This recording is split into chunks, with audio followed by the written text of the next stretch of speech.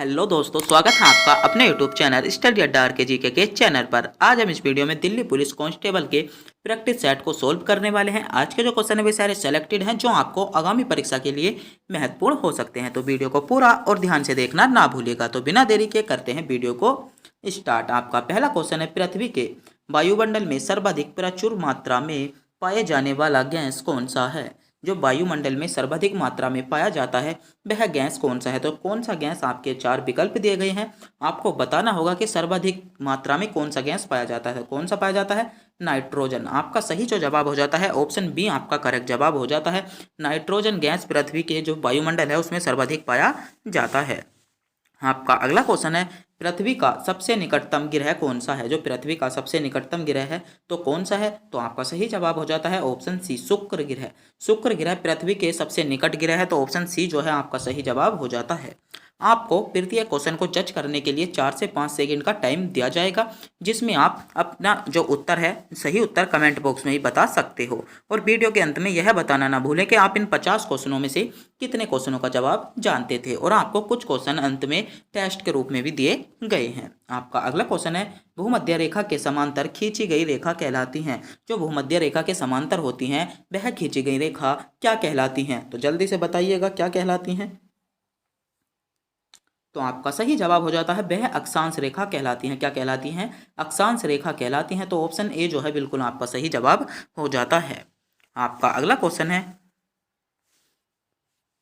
Niagara प्रपात स्थित है। नियाग्रा जो प्रपात है वह कहाँ पर स्थित है? तो कहाँ पर स्थित है? तो आपका करेक्ट जवाब क्या हो जाता है? यूएसए में। कहाँ पर स्थित है? यूएसए आपका सही जवाब हो जाता है। तो ऑप्शन डी आपका करेक्ट जवाब हो जाएगा। क्या? ऑप्शन डी आपका करेक्ट जवाब हो जाएगा। जो आपका दिल्ली पुलिस कांस्टेबल है उसमें 50 मार्क्स का आपका जीएस पूछा जाता है। क्या? 50 नंबर का जीएस पूछा जाता है, जिसके आपके 50 क्वेश्चन होते हैं। तो 50 क्वेश्चनों का हमने प्रैक्टिस सेट बनाया है। आज के जो क्वेश्चन है वे सारे सेलेक्टेड हैं। अगर आप वीडियो को अंत तक देख लेते हो तो मैं मानता हूं कि इसी वीडियो से आपको 15 से 20 नंबर का क्वेश्चन आपके आने वाले एग्जाम में मिल जाएगा। आपका अगला क्वेश्चन है, प्रथम विश्व युद्ध प्रारंभ हुआ था। प्रथम विश्व युद्ध कब प्रारंभ हुआ था? तो प्रथम विश्व युद्ध कब प्रारंभ हुआ था? तो आपका सही जवाब हो जाता है 1914 में। प्रथम विश्व युद्ध 1914 में प्रारंभ हुआ था। तो ऑप्शन डी जो है आपका बिल्कुल सही जवाब हो जाता है। तो अगर आपने भी अभी तक हमारे चैनल को सब्सक्राइब नहीं किया है तो चैनल को भी सब्सक्राइब जरूर कर लीजिएगा। आपका अगला क्वेश्चन है, नेपोलियन बोनापार्ट संबंधित था। जो नेपोलियन बोनापार्ट था वह किससे संबंधित था? तो नेपोलियन बोनापार्ट किससे संबंधित था? तो आपका सही जवाब हो जाता है फ्रांस से संबंधित था। जो नेपोलियन बोनापार्ट था फ्रांस से संबंधित था। तो ऑप्शन ए जो है आपका सही जवाब हो जाता है। क्या? ऑप्शन ए आपका सही जवाब हो जाता है। आपका अगला क्वेश्चन है, भारत किस वर्ष में यूएनओ का सदस्य बना था? तो क्वेश्चन नंबर 7 आपका दिल्ली पुलिस एग्जाम के लिए बहुत महत्वपूर्ण क्वेश्चन है कि भारत किस वर्ष यूएनओ का सदस्य बना था। तो भारत किस वर्ष यूएनओ का सदस्य बना था? तो सन 1945 ईस्वी में। सन 1945 में जो भारत था वह यूएनओ का सदस्य बना था। तो ऑप्शन डी आपका सही जवाब हो जाता है। आपका अगला क्वेश्चन है, अंतर्राष्ट्रीय न्यायालय का मुख्यालय स्थित है। जो अंतर्राष्ट्रीय न्यायालय है उसका मुख्यालय कहाँ पर स्थित है? तो जल्दी से जल्दी कमेंट बॉक्स में बताइएगा कि कहाँ पर स्थित है। तो आपका सही जवाब क्या हो जाता है? हेंग में। कहाँ पर है? हेंग में है। तो ऑप्शन बी आपका करेक्ट जवाब हो जाएगा। क्या हो जाएगा? ऑप्शन बी आपका सही जवाब हो जाता है। आपका अगला क्वेश्चन है, निम्नलिखित में से कौन सी पुस्तक गांधी जी द्वारा लिखी गई थी? ऐसी कौन सी पुस्तक है जो गांधी जी द्वारा लिखी गई थी? तो क्वेश्चन नंबर 9 भी आपका बहुत महत्वपूर्ण क्वेश्चन है। इस क्वेश्चन को मैं स्टार दूंगा कि गांधी जी द्वारा निम्नलिखित में से कौन सी पुस्तक लिखी गई थी? तो कौन सी पुस्तक लिखी गई थी? आपका सही जवाब हो जाता है ऑप्शन बी आपका करेक्ट जवाब हो जाएगा। क्या? ऑप्शन बी आपका सही जवाब हो जाता है। तो इस क्वेश्चन का आप स्क्रीनशॉट भी ले सकते हो या नोट भी कर सकते हो। आपका अगला क्वेश्चन है, भारत में लौह पुरुष के नाम से किसे जाना जाता है? भारत में लौह पुरुष के नाम से किसे जाना जाता है? तो किसे लौह पुरुष के नाम से जाना जाता है? तो जल्दी से जल्दी कमेंट बॉक्स में बताइएगा। इस क्वेश्चन का जवाब आपको कमेंट बॉक्स में बताना होगा कि भारत के लौह पुरुष के नाम से किसे जाना जाता है। आपके ऑप्शन है, ए पंडित जवाहरलाल नेहरू को, बी बाल गंगाधर तिलक को, सी सरदार वल्लभ भाई पटेल को, या महात्मा गांधी को। तो कमेंट बॉक्स में बताना होगा क्योंकि अधिकतर बच्चे इस क्वेश्चन के जवाब का जानते हैं। आपका अगला क्वेश्चन है, अंतर्राष्ट्रीय मानव अंतरिक्ष यात्री कौन था?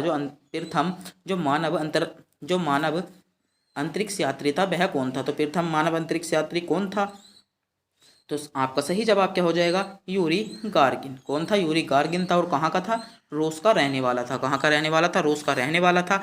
तो सी जो है आपका सही जवाब हो जाता है। आपका अगला क्वेश्चन है, लुम्बिनी एक पवित्र स्थान है। लुम्बिनी एक पवित्र स्थान किसका है।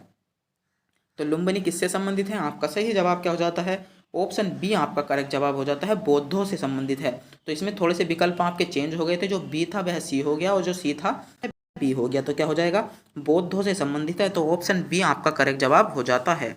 आपका अगला क्वेश्चन है, खेलों में बटरफ्लाइंग पद संबंधित है। जो बटरफ्लाइंग शब्द है वह खेलों में किससे संबंधित है। तो किससे संबंधित है, आपका सही जवाब हो जाता है तैराकी से संबंधित है। किससे है, तैराकी किससे संबंधित है। तो ऑप्शन बी है आपका सही जवाब हो जाता है। क्या, ऑप्शन बी आपका करेक्ट जवाब हो जाएगा, किससे संबंधित है, तैराकी से संबंधित है। आपका अगला क्वेश्चन है, भारत का प्रथम नोबेल पुरस्कार था। भारत का जो प्रथम नोबेल पुरस्कार था वह कौन सा था। तो किसके लिए भारत का प्रथम नोबेल पुरस्कार दिया गया था। तो किस में दिया गया था, आपका सही जवाब हो जाता है साहित्य के लिए प्रथम नोबेल पुरस्कार दिया गया था।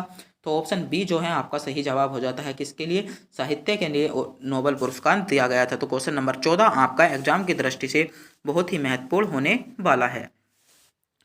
आपका अगला क्वेश्चन है, रेड स्क्वायर कहाँ पर स्थित है। कहाँ पर स्थित है, तो महत्वपूर्ण क्वेश्चन है, कहाँ पर स्थित है। तो आपका सही जवाब हो जाता है मॉस्को में। कहाँ पर स्थित है, मॉस्को में। तो ऑप्शन बी आपका सही जवाब हो जाएगा, मॉस्को इसका आपका करेक्ट जवाब हो जाता है। आपका अगला क्वेश्चन है, शिमला समझौता हुआ था। जो शिमला समझौता था वह किस देशों के बीच हुआ था। तो किस देशों के बीच शिमला समझौता हुआ था। तो आपका सही जवाब हो जाता है भारत पाकिस्तान के बीच। किसके बीच, भारत पाकिस्तान के बीच शिमला समझौता हुआ था। तो बी आपका सही जवाब हो जाता है। क्या, बी आपका सही जवाब हो जाता है। आपका अगला क्वेश्चन है, भोजन की ऊर्जा को मापा जाता है। जो भोजन की ऊर्जा होती है उसे किसके द्वारा मापा जाता है। तो जल्दी से जल्दी बताइए जाएगा कि भोजन की ऊर्जा को किसके द्वारा मापा जाता है। तो कैलोरी आपका सही जवाब हो जाएगा। क्या, कैलोरी आपका सही जवाब हो जाएगा। तो बी आपका करेक्ट जवाब हो जाता है। भोजन की जो ऊर्जा होती है वह कैलोरी द्वारा मापी जाती है। आपका अगला क्वेश्चन है, भूकंप की तीव्रता को मापा जाता है। जो भूकंप की हम तीव्रता, जैसे भूकंप आते हैं तो उसकी जो तीव्रता होती है, जो आपकी उसकी गति होती है, उसे किसके द्वारा मापा जाता है। तो उसे किसके द्वारा मापा जाता है। तो आपका सही जवाब क्या हो जाएगा, सिस्मोग्राफ से। किसके, सिस्मोग्राफ के द्वारा उसे मापा जाता है। तो डी आपका जो है बिल्कुल सही जवाब हो जाएगा।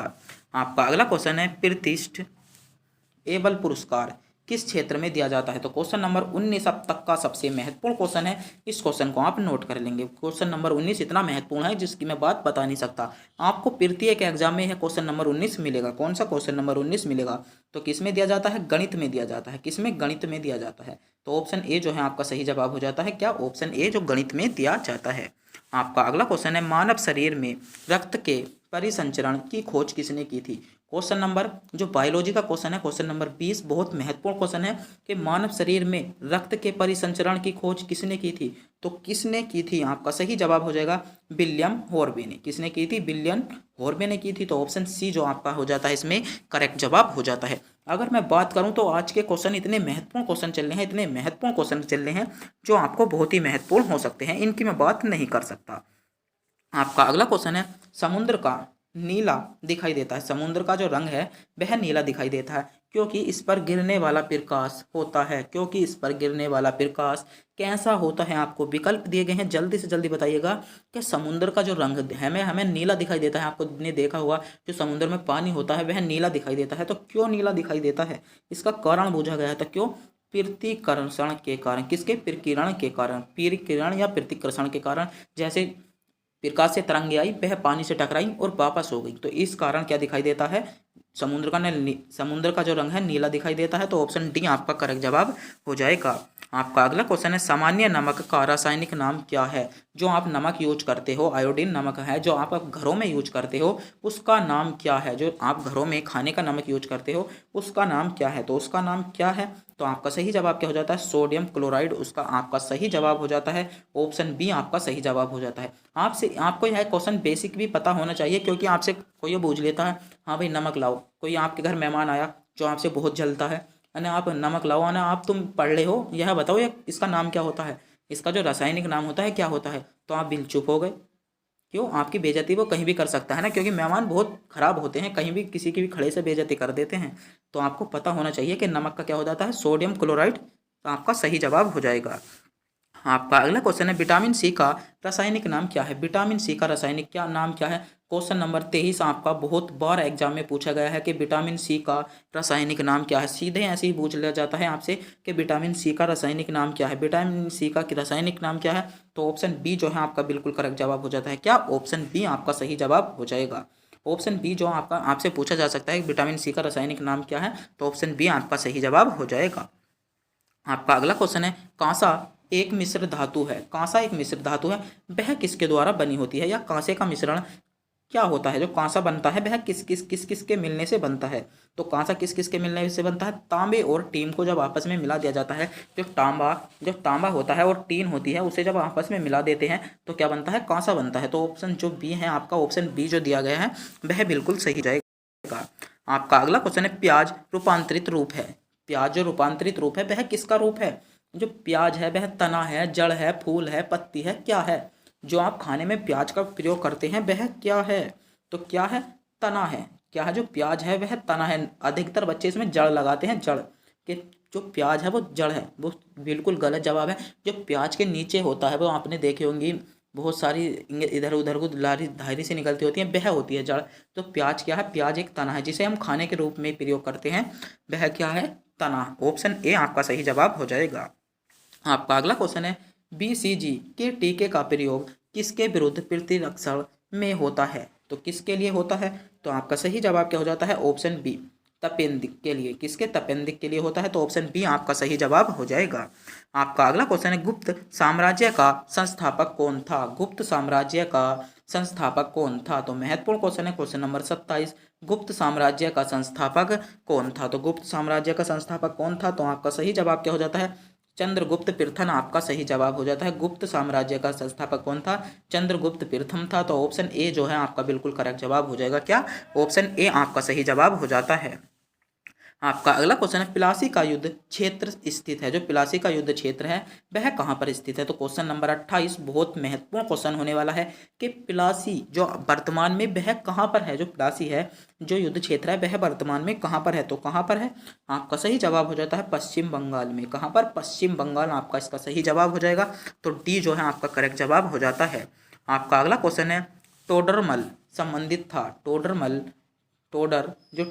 था वह किससे संबंधित था? तो टोडरमल किससे संबंधित है? तो आपका करेक्ट जवाब क्या हो जाएगा? किससे संबंधित है? आपका सही जवाब हो जाता है ऑप्शन सी भू राजस्व सुधार से। किससे? भू राजस्व सुधार से संबंधित था। तो ऑप्शन सी जो है आपका बिल्कुल सही जवाब हो जाएगा। आपका अगला क्वेश्चन है फीफा विश्व कप 2022 का आयोजन किस शहर में किया गया था या किस शहर में होगा? तो पिछला क्वेश्चन है, पिछला प्रैक्टिस सेट है 2022 का, जो प्रीवियस ईयर्स का पेपर है 2022 का है। तो आपसे पूछा गया कि फीफा जो 2022 का आयोजन होगा वह कहाँ पर होगा? तो कहाँ पर होगा? तो आपका सही जवाब क्या हो जाता है? ए कतर में होगा। कहाँ पर? कतर में होगा। तो ए आपका करेक्ट जवाब हो जाएगा। क्वेश्चन नंबर 30 आपका एग्जाम की दृष्टि से इतना महत्वपूर्ण क्वेश्चन नहीं था। आपका अगला क्वेश्चन है सर्वोच्च न्यायालय के न्यायाधीशों की नियुक्ति करता है। महत्वपूर्ण क्वेश्चन है क्वेश्चन नंबर 31।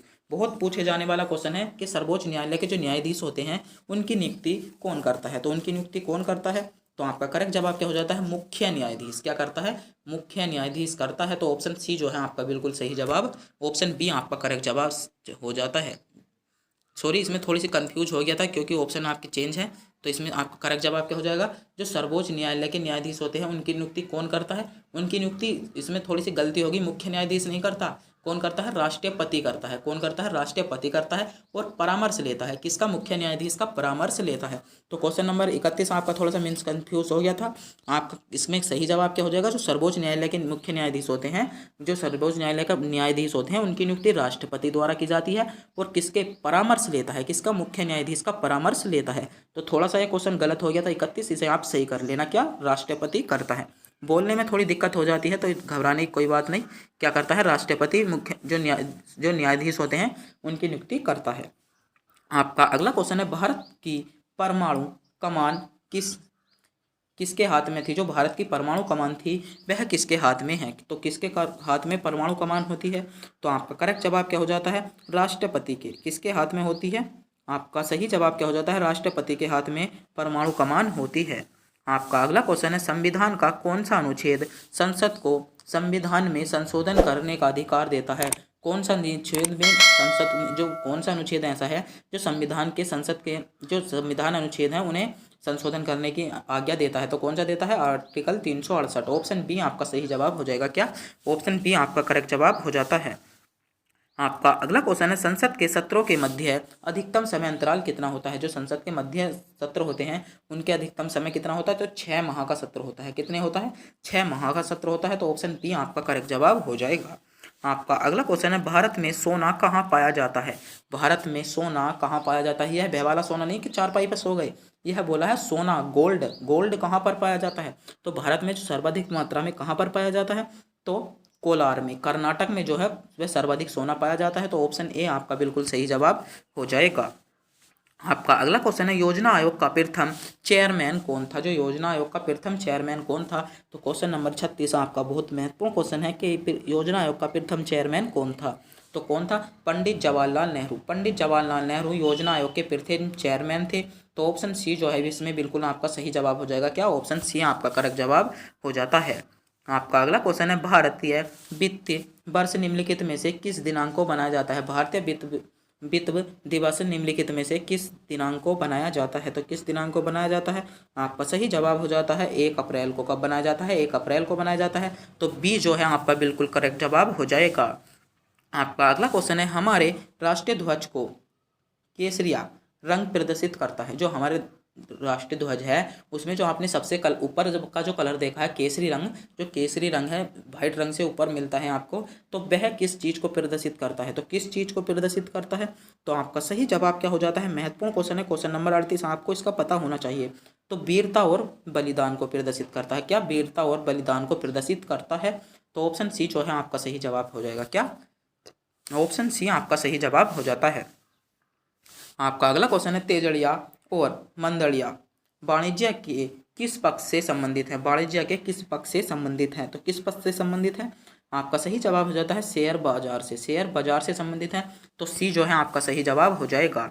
आपका अगला क्वेश्चन है रक्षा बलों का सर्वोच्च नियंत्रण किसके पास रहता है। जो रक्षा बल होते हैं उनका सर्वोच्च नियंत्रण किसके पास रहता है। तो क्वेश्चन नंबर 40 आपका महत्वपूर्ण क्वेश्चन है रक्षा बल का सर्वोच्च नियंत्रण किसके पास रहता है। तो भारत के राष्ट्रपति के पास रहता है।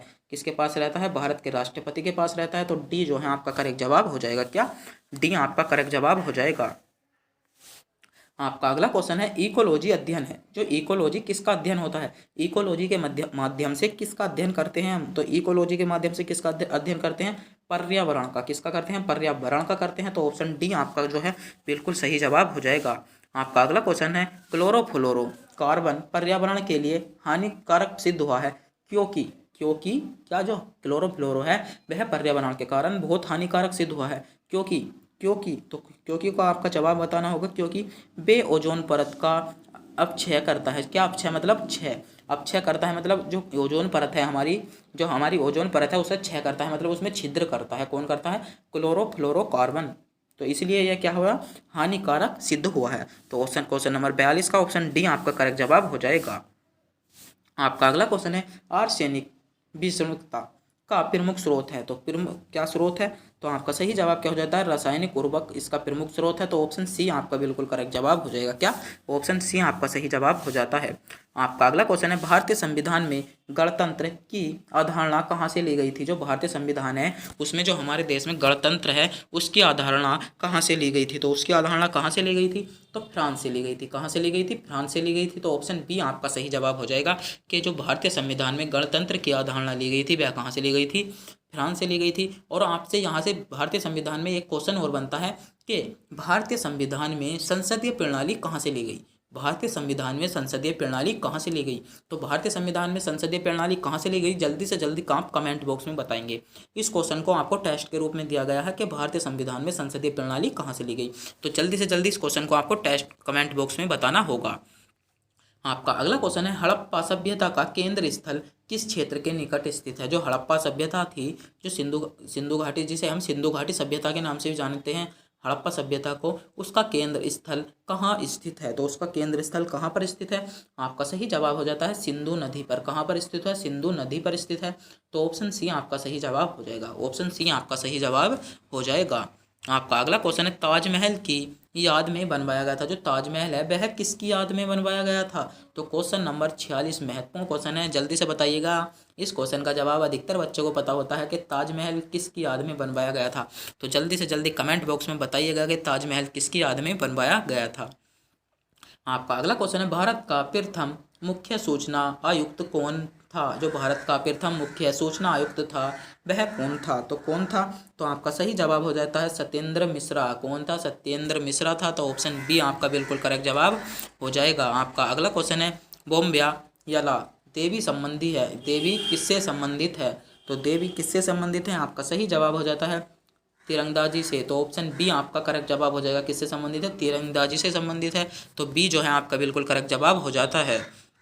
आपका अगला क्वेश्चन है भारत में सबसे बड़ी कृत्रिम झील कौन सी है? भारत में सबसे बड़ी कृत्रिम झील कौन सी है? तो क्वेश्चन नंबर 49 और क्वेश्चन नंबर 50 आपको टेस्ट के रूप में दिया गया है। आपको बताना होगा कि भारत की सबसे बड़ी कृत्रिम झील कौन सी है। आपके ऑप्शन है ए राणा प्रताप सागर, बी गांधी सागर, सी गोविंद सागर या जवाहर सागर। तो आपको बताना होगा कि भारत की सबसे बड़ी गहरी सबसे बड़ी कृत्रिम झील कौन सी है। तो इन दोनों क्वेश्चनों का जवाब आपको कमेंट बॉक्स में बताना होगा। आपका अगला क्वेश्चन है भारतीय फिल्म और टेलीविजन संस्थान स्थित है, कहाँ पर स्थित है? आपके ऑप्शन है ए मुंबई में, बी दिल्ली में, सी बेंगलुरु में या पूना में। तो कहाँ पर स्थित है जल्दी से जल्दी बताइएगा। तो क्वेश्चन नंबर 50 और क्वेश्चन नंबर 49 आपको टेस्ट के रूप में दिया गया है, जिसका जवाब आपको कमेंट बॉक्स में बताना होगा। डरने की कोई बात नहीं, अगर आप इन दोनों क्वेश्चनों का जवाब नहीं जानते हो तो आपको इन क्वेश्चनों का जवाब कमेंट बॉक्स में मिल जाएगा। तो आज के लिए बस इतना ही।